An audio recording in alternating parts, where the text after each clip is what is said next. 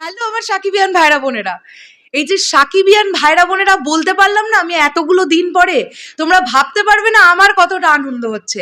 আমি তোমাদেরকে অনেক মিস করছিলাম, টিল নাও আমি তোমাদেরকে মিস করছি। ভিডিওটা করতে করতে ভিডিওটা যখন পাবলিশ হবে, তখন তোমরা যখন ভিডিওটা দেখবে এবং তোমাদের তরফ থেকে একটা করে কমেন্ট আশা করব যে দিদি ভিডিও তুমি দিয়েছো, বাট তোমাদের যেটা মন্তব্য আমার আর কিছু মানে চাওয়ার নেই। কিন্তু এই যে আমি এতদিন ধরে বলতে পারছিলাম না হ্যালো আমার সাকিবিয়ান ভাইরা বোনেরা, এটা আমার কাছে কোথাও না কোথাও গিয়ে খুব একটা মিসিং এর জায়গা ছিল। বন্ধুরা, অলরেডি বাংলাদেশে 70% জায়গায় ইন্টারনেট চলে এসছে। জানতে পারা যাচ্ছে আজকে রাত্রিবেলার মধ্যে 100% জায়গাতে ইন্টারনেট চলে আসবে। কাজেই এবারে ধীরে ধীরে বাংলাদেশ শান্ত হোক। আর ভালো লাগছে না, অনেকগুলো দিন হয়ে গেল, অনেকগুলো দিন কেটে গেল, খুব খারাপভাবে কেটে গেল।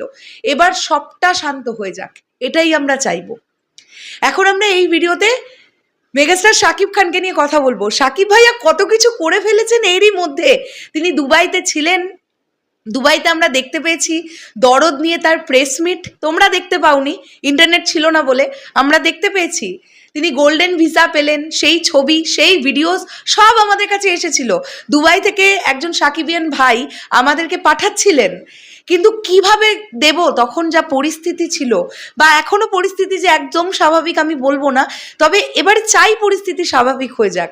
তো দরদ নিয়ে দুবাইতে অলরেডি প্রেস মিট হয়ে গেছে, সেখানে সাকিব ভাইয়া অনেক কথা বলেছেন, সিনেমা নিয়ে কথা বলেছেন, তিনি ইন্টারন্যাশনালি বাংলা ছবিকে কিভাবে ভাবছেন সেগুলো নিয়ে কথা বলেছেন।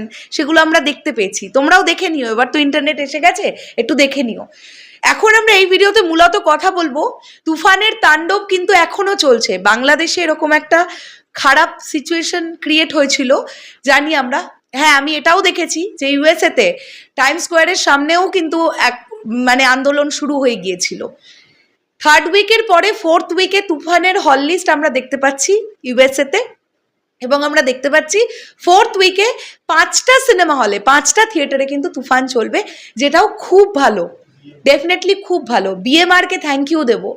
এতদিন আমরা সবাই একদম নিস্তব্ধ হয়ে গেছিলাম।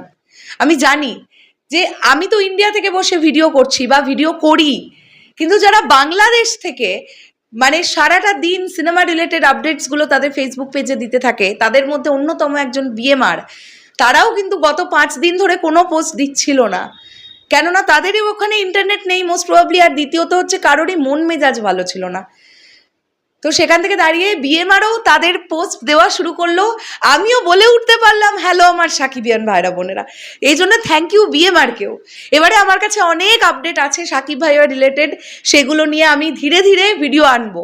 তোমরা সবাই কেমন আছো, তোমরা সবাই ভালো আছো তো, সেটাও কমেন্ট করে জানিও। কিন্তু এটা এটা একটা বড় ব্যাপার, একটা দেশের ইন্টারনেট বন্ধ থাকা মানে বিশাল প্রবলেমস, এটা নিয়ে কোনো মানে ডাউটই নেই। তো যাই হোক, ইন্টারনেট চলে এসেছে, এটা থাকুক, সুস্থ থাকুক, সব কিছু সুস্থ হোক, এটাই চাইবো। শেষ করলাম ভিডিওটা, দেখা হচ্ছে আবার খুব শীঘ্রই নতুন কোনো ভিডিও নিয়ে। তাহলে এখনের জন্যে টাটা।